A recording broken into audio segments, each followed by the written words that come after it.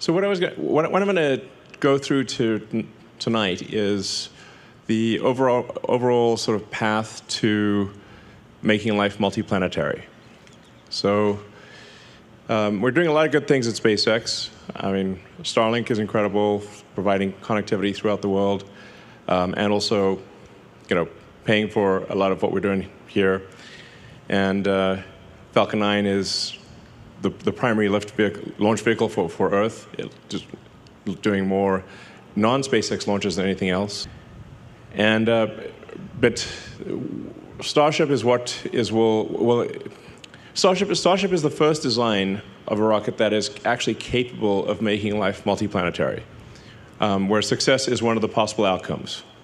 No rocket before this has had the potential to extend life to another planet. And I'll sort of wax esoteric here for a minute, because this may sound sort of unusual, but when you think about the question of where are the aliens, which I get asked a lot,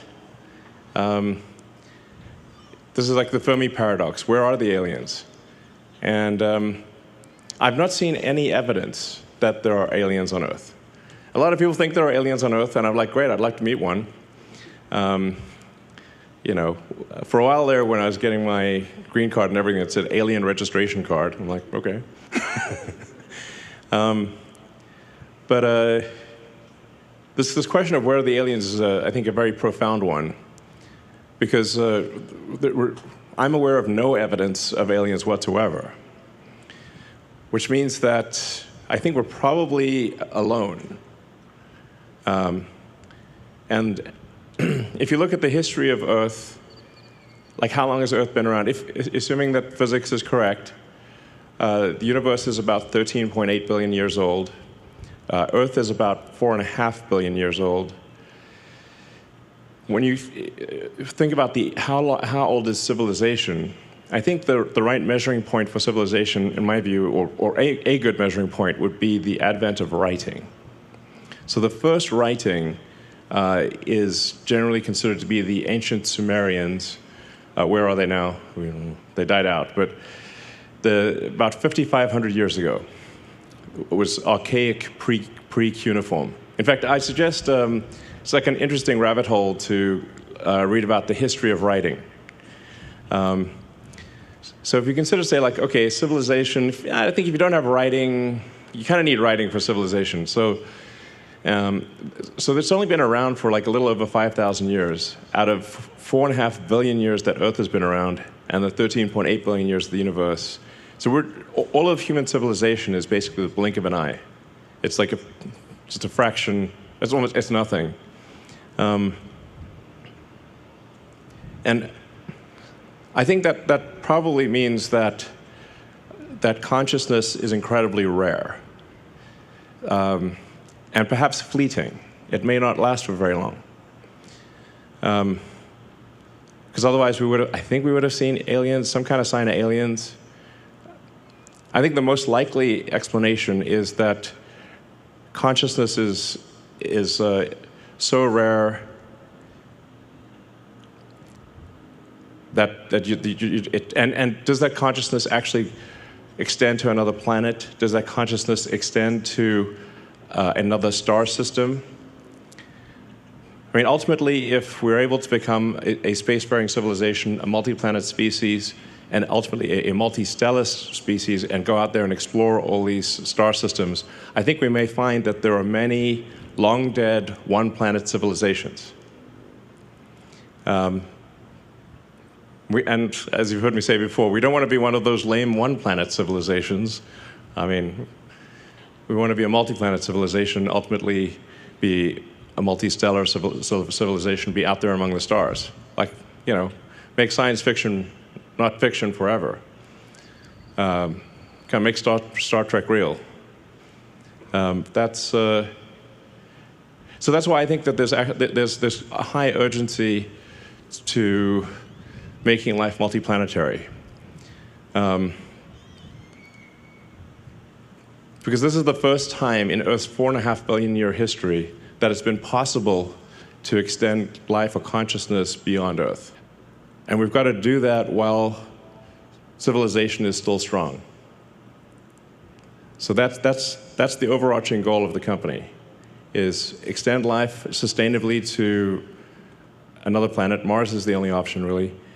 And to do so, ideally before World War III or some kind of bad thing.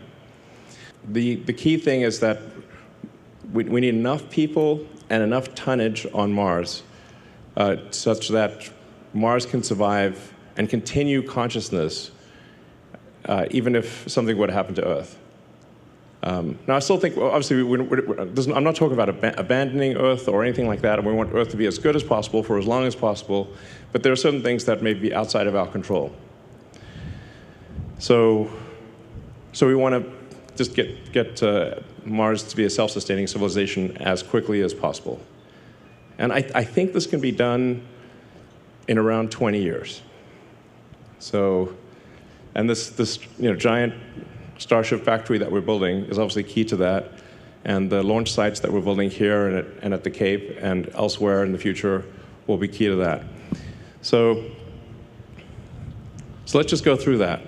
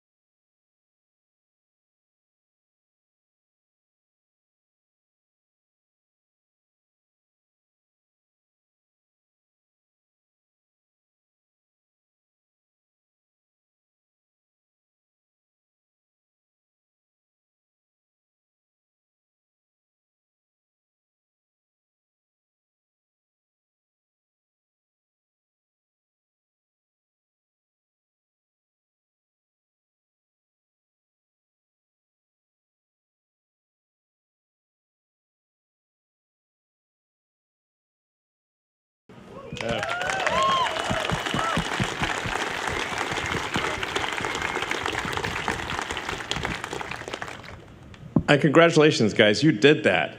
That's insane. I mean, it looks like CGI. I mean, it's hard to believe that is unfiltered video. That's just the actual what the camera saw. No filters, no nothing. That's actually what the camera saw, which is insane. So, you're doing incredible work that I think almost no one thought would actually happen. So it's wild that this strange spot, we're basically on a sand spit by the Rio Grande, near the beach. And that is actually the gateway to Mars. Has to be like, if this was a movie, you'd be like, no way. Come on. Too implausible, but it's real. And it's due to you guys. Congratulations.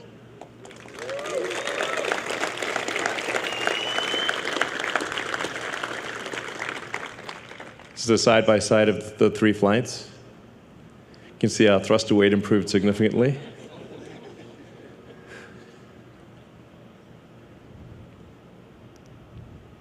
So we've made tremendous progress from Flight 1 to Flight 2 to Flight 3. And we got Flight 4 coming up in about a month or so. And with Flight 4, we should, if we get, if fate smiles upon us, we'll get through the high heating regime and smash into the ocean at a controlled spot. And then hopefully be able to also do this with the booster, land on essentially a virtual tower.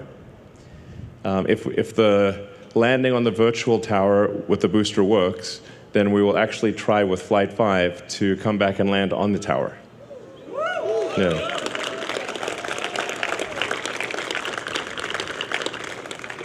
That's very much a success-oriented schedule, but it is in the realm of possibility.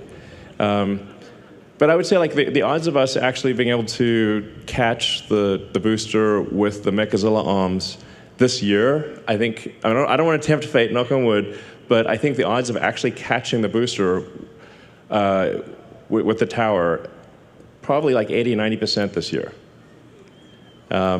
Which is insane. Like, actually, when we first talked about it, it sounded so batshit crazy. We're going to have a giant, it's like literally bigger than Mechazilla from this movie. That you'd catch like the biggest flying object ever made with mechanical arms out of the air. But we're going to do it. So, yeah. It may not work, necessarily the first time, but it will work. So really, Starship is really the key to making life multiplanetary and preserving the light of consciousness. That's what it's all about. And it may end up being the most important thing that we ever do. I think that like the light of consciousness is like this tiny candle in a vast darkness, and that candle has only been lit for a very short time, and it could easily go out. So we obviously want to preserve the tiny light of consciousness on Earth, but extend it to Mars, and then ultimately to the rest of the solar system, and then start going to other star systems. And I mean, I won't be alive to see that, but unless I'm like frozen or something, I don't know. But I think at some point we will discover many civilizations that maybe lasted 1 million years, or 2 million years, or 10 million years. But a civilization that lasted 1 million years, which would be, vastly longer than our civilization has lasted. I mean, that's only the third decimal point, so like 13.8 billion something years. If your civilization lasts 1 million years, it's only goes, that third digit past the decimal point goes up 1, and that's 1 million years. So, I mean, I'd say, like, we should think of, like, how do we make civilization last 1 million years? We often get caught up in, like, the day-to-day things, but we want to have at least 1 million-year civilization, if not 100 million-year civilization, or 1 billion-year civilization. So, absolutely crucial to that goal is becoming a multi-planet species. People often ask why Mars. Well, there's not a lot of options, frankly. So, if Venus is a superheated, high-pressure acid bath. So, not what you don't want to go to Venus. And then the Moon is close, but it doesn't have an atmosphere. The gravity is only 1/6 that of Earth, and it's missing a lot of key resources. So, also the insulating value of the Moon relative to Mars is much less. So if there's something that takes out Earth, like let's say there's a World War III, global thermonuclear warfare, they'll probably throw a few nukes at the Moon. So Whereas it's way harder to shoot Mars with nuclear. And Mars would see it coming and probably have some time to stop the inbound missiles. So the value of Mars, the distance and time required to get to Mars actually has an insulating benefit for the continuation of consciousness, even if there's something terrible happens on Earth. And then once we go beyond Mars, there's some asteroids like Ceres, some of the moons of Jupiter. Starship would ultimately be capable of reaching anywhere in the solar system. And then we'll need something, a new level of technology to go to other star systems. But if we can't at least get to Mars, then other star systems are hopeless. I mean, it's a fixer-upper of a planet. Okay, it needs some work, but it is. It's really the only option for becoming multiplanetary. And long term, we can warm up Mars, and we can densify the atmosphere, and there'd be a liquid ocean on about 40% of the surface. So we could make it an Earth-like planet long term. So let's see.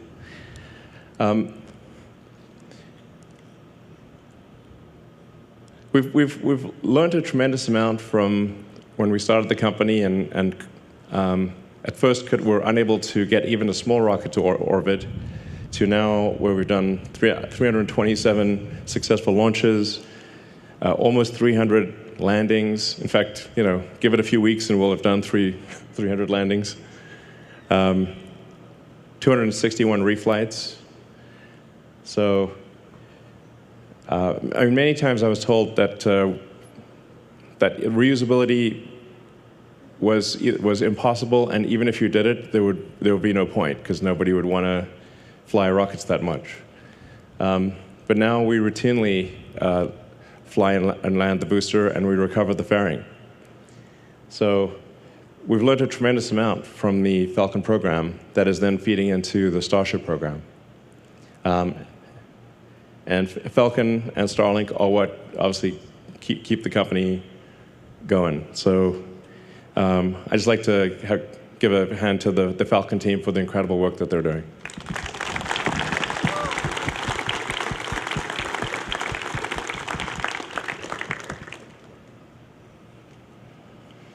And then Dragon. Wow, 45 launches of Dragon. It's amazing. And we've flown 50 crew members to orbit, 46 to the space station, and everyone has come home safely, which is the most important thing. So, incredible work by the Dragon team. So let's give them a hand. That was couldn't ask for a better outcome.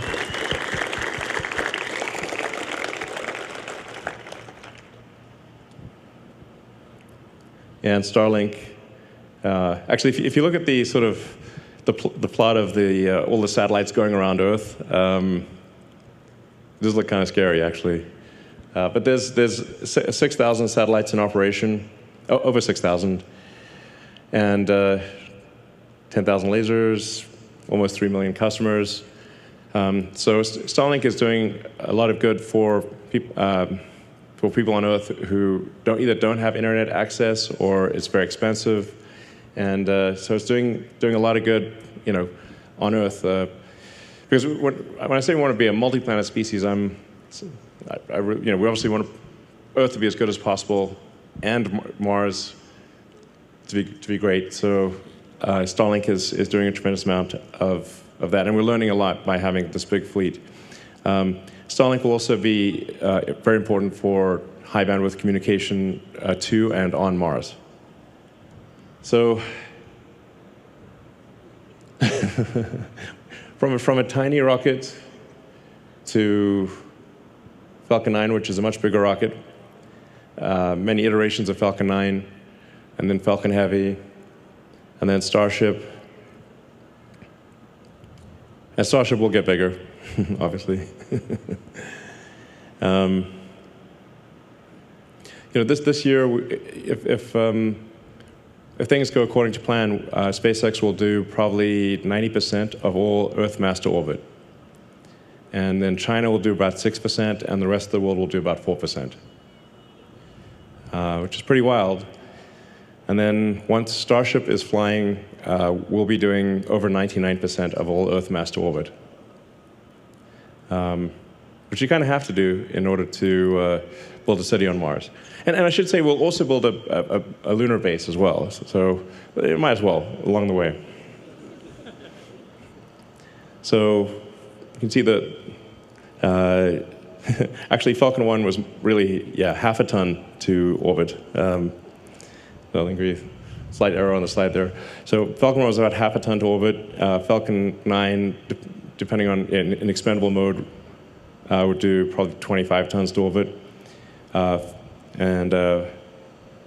Falcon Heavy, probably 70. Anyway, these are just obviously rapidly increasing numbers. And Starship in its final configuration or its final form will probably do well over 200 tons to orbit with full reusability. And be able to fly multiple times a day. So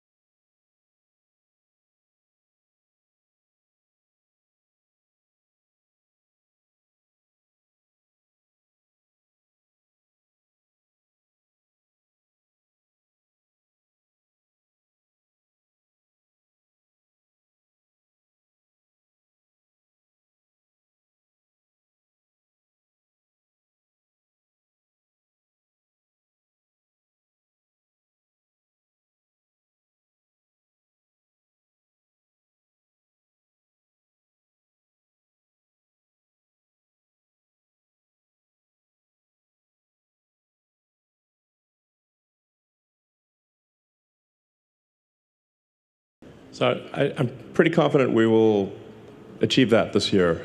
Like I said, probably 80–90% this year. And then there's recovering and reusing the ship. The ship will take longer.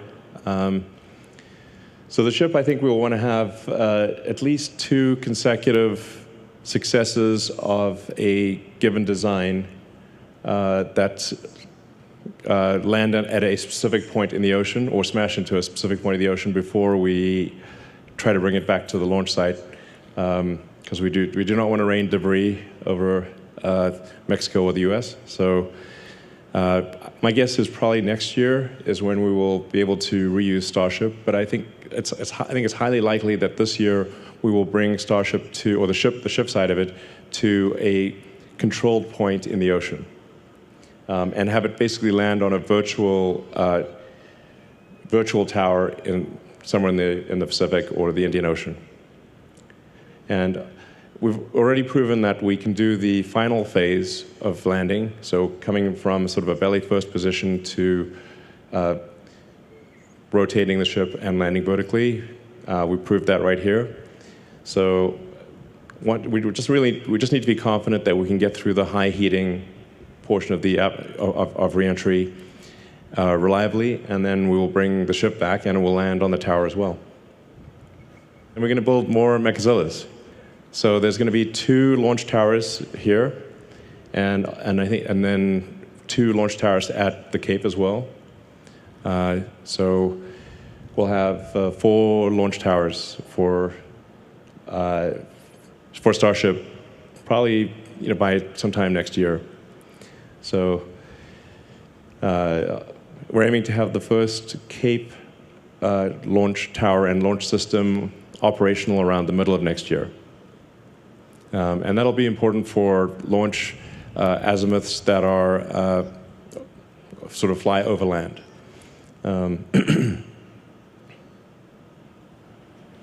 So I think what we should probably expect is that we do the kind of the development launches here, test anything new here, build the rockets, and then probably most of the operational launches would be from the Cape.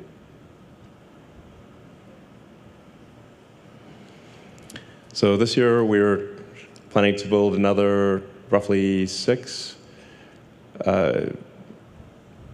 boosters and ships, and that production rate will increase a lot next year. That's why we're building the giant factory.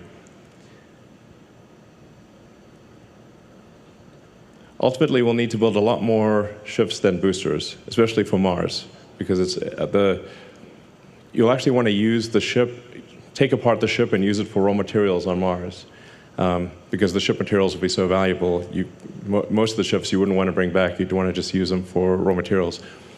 Eventually we will want to bring ships back, and I think we want to give people the option of coming back because they're more likely to want to go if there's some option of coming back. But I think most of the people that go to Mars will probably never come back to Earth. So, and we'll need to ramp production to pretty high numbers. Like, I think ultimately probably a ship multiple ships per day, basically. And then next year we're aiming to demonstrate ship-to-ship propellant transfer. It's hard to make this not look a little bit naughty, because it's 2 ships connecting and doing a fluid transfer. It's just what it is. But this is actually a very important step on going to Mars, because you need to get the ship to orbit and then do orbital refilling, kind of like aerial refueling, and that's really you'll need about 5 or 6 refilling missions for every 1 mission that goes to Mars. So roughly 5 to 1. So, and this will also be very important for the Artemis program for the NASA to get back to the moon. So we'll want to have a ship that is, well, it's going to be a specialized ship for the moon, like this. So the moon, obviously, there's no Mechazilla, so we need landing legs. And you don't need a heat shield, and you don't need flaps, because there's no atmosphere. So the moon ship would be specialized. Now, ultimately, I think we want to build a moon base Alpha, and have a permanently occupied base on the moon. Like, that would be super exciting. And so you'd have a bunch of ships that are specialized for going to and from the moon, but they never come back to, they never land back on Earth. They just would dock with propellant tankers to get orbital refilling. So in terms of performance, we've made dramatic progress on every level for Starship. It's remarkable that you can see the Raptor engines and how it has evolved from, optimistically 185 tons to 280, and I think ultimately the booster engines will aim to get the booster engines over 330 tons of thrust, which would mean 10,000 tons of total thrust at liftoff. So, and then the Raptor 3 also will not need a heat shield. So Raptor 3 looks very simple, and it is actually simplified in a lot of ways. But a lot of the complexity is hidden because we have integral cooling channels in many parts of the engine that don't exist in Raptor 2. So in order to not have a heat shield, it has to be very resilient. But that is actually what Raptor 3 would look like.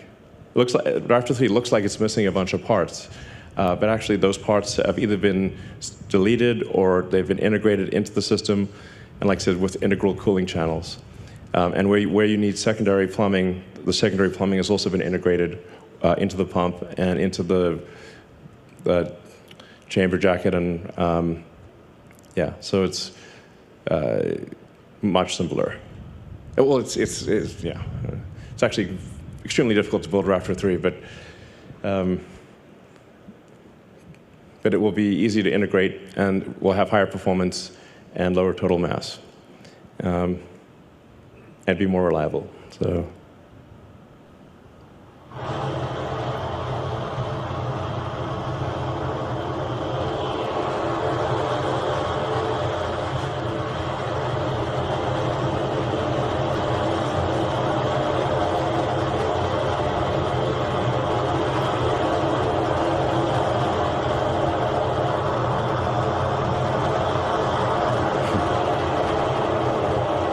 Well, that can go on for a while.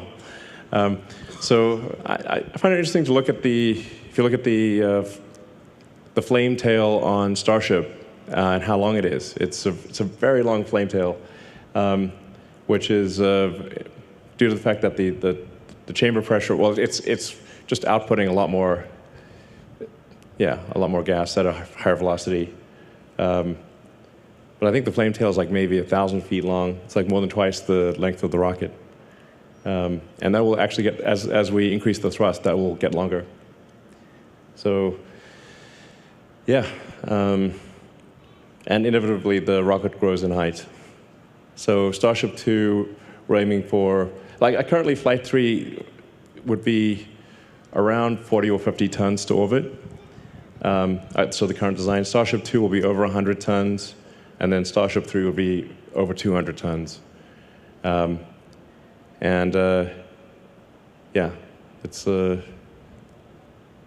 from around 7,000 tons thrust to over 8,000. But I think we'll end up ultimately with more than 10,000 tons of thrust, probably 7,000 or 8,000 tons of liftoff mass, and at least 10 meters taller. We'll see. Tends to grow.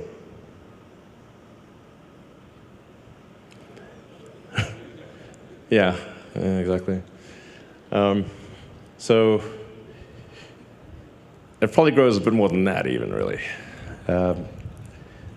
So if you look at Falcon 9, we're not going to do the length to diameter of Falcon 9. That would be crazy. But Falcon 9 is a very long rocket, so I suspect it'll probably get a bit longer than this. But at 200 tons per flight, fully reusable, that is pretty incredible. And yeah, this will be on the order of 500 feet tall.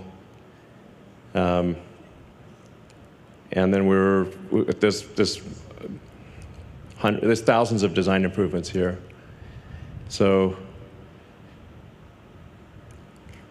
I mean, I think maybe one of the most profound things is Starship 3 will cost less per flight than Falcon 1. So that's the difference between if you've got a fully reusable rocket or an expendable rocket. The fully reusable rocket with low-cost propellant and autogenous pressurization actually costs less than a tiny expendable rocket. So, and it'll do, like I said, Falcon 1 is about half a ton to orbit. The Starship 3 will be 400 times more payload for less than the cost of a Falcon 1.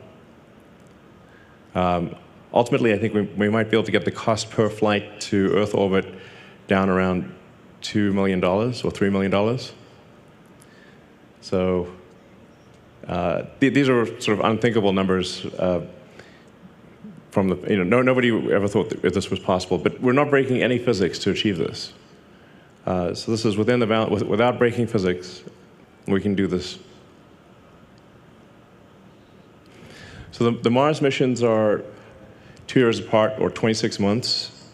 If you look closely at the Starlink router, you see the home and transfer from Earth orbit to Mars orbit. And that's basically to say to people, the Starlink system that you're buying is helping get humanity to Mars. I think it's pretty cool. So roughly every 2 years, thousands of ships would depart from Earth to Mars. It would look like Battlestar Galactica, but in a good way, you know.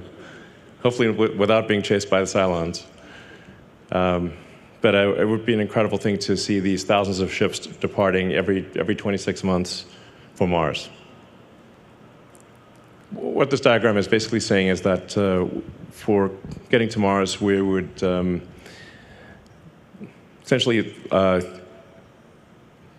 create a kind of a propellant depot ship.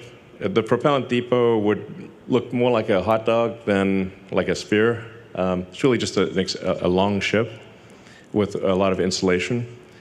And we'd fill that ship up, and then shortly before, or as they're going to Mars, the ships would take off with, I don't know, a couple hundred tons of payload from Earth, reach orbit with almost no propellant, and then get refilled by the tanker, and then go to Mars and land, go all the way to Mars with over 200 tons of useful payload.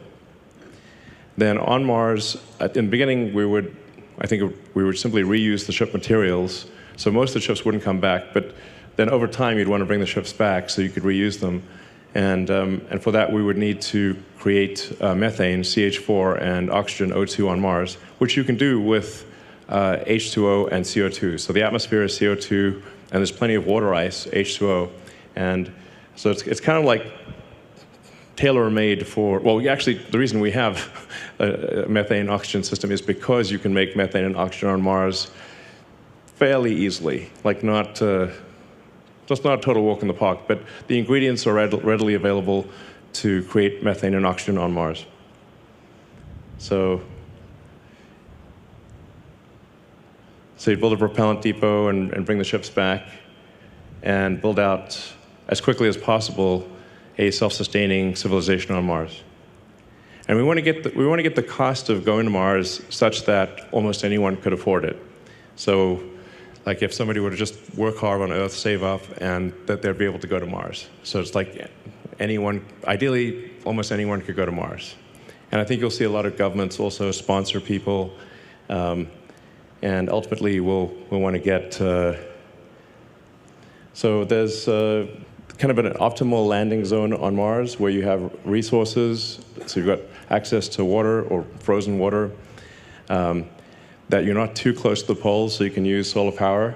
It would be nice to use nuclear. I don't know if we'll get the approval, but nuclear would be very handy on Mars because you can use the heat, and you can generate electricity. So, and then you kind of want to be about 2 kilometers below sea level.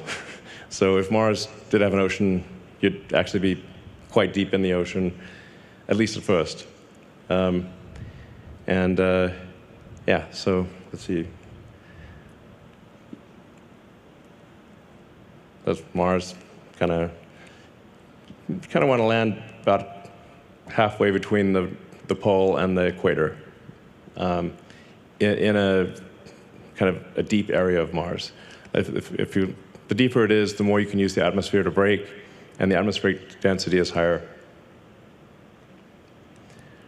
So these are all the things that would have to be developed. Sometimes people ask me, are we developing these things? I'm like, not yet, because this is the cart, and we need the horse first. So the rocket is the horse, and then this is the cart. But ultimately, we'll need all these things, lots of power generation, mining in general, ice mining, propellant production, long-duration life support, a lot of construction, and then global communication.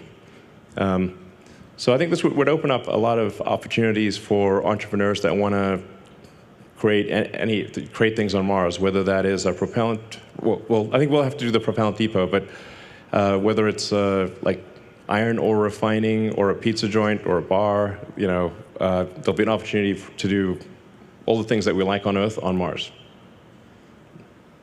Like a Mars bar would be, yeah. Great. So I think probably a rough order of magnitude guess for what you need, how many people do you need for a self-sustaining city is about 1 million, and several million tons of cargo. So, yeah, which we can do, and we can do this in 20 years. But like I said, in order for it to be self-sustaining, you actually need the entire base of industry. You can't be missing any element. So that's really what's going to take a while is, do you have everything you need to survive on Mars? At that point, the future of consciousness is assured. So if you do 10 launches a day at 200 tons per launch, 1.5 million tons to LEO per opportunity, you net that out to 250,000 tons to Mars per opportunity. So that means you can get to 1 million tons in about 8 years, since the opportunities are 2 years apart. So I think this is pretty doable, and I'm like, we're actually going to do this. Are we? Well, we are actually going to do it, which is insane to think. So, millions of tons to Mars. Yeah. Wild. And we're going to build a lot of vehicles. So, yeah, several thousand vehicles per year is what we'll need. Which really quite doable, actually. It sounds like a lot, but it's very doable. Yeah, if you compare it to sort of car production, it's a small number. Of course, this is much bigger than a car, but even if you look at the total tonnage, it's still very doable to build several thousand vehicles a year. So that's what we need to do, and we're going to do it. And then long term, we'll probably have some offshore launch sites.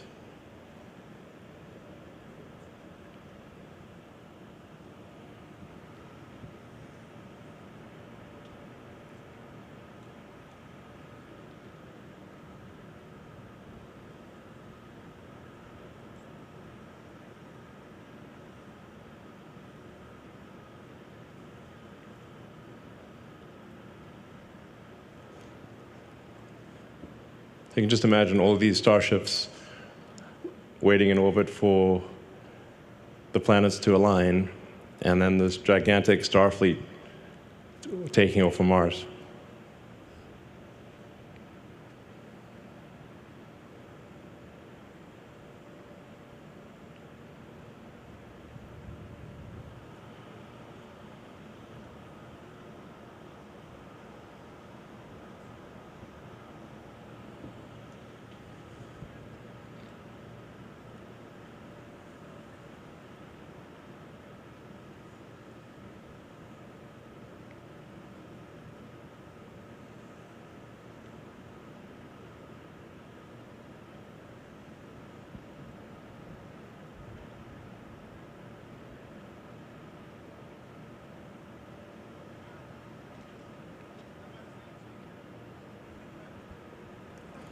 All right, so we're actually going to do this.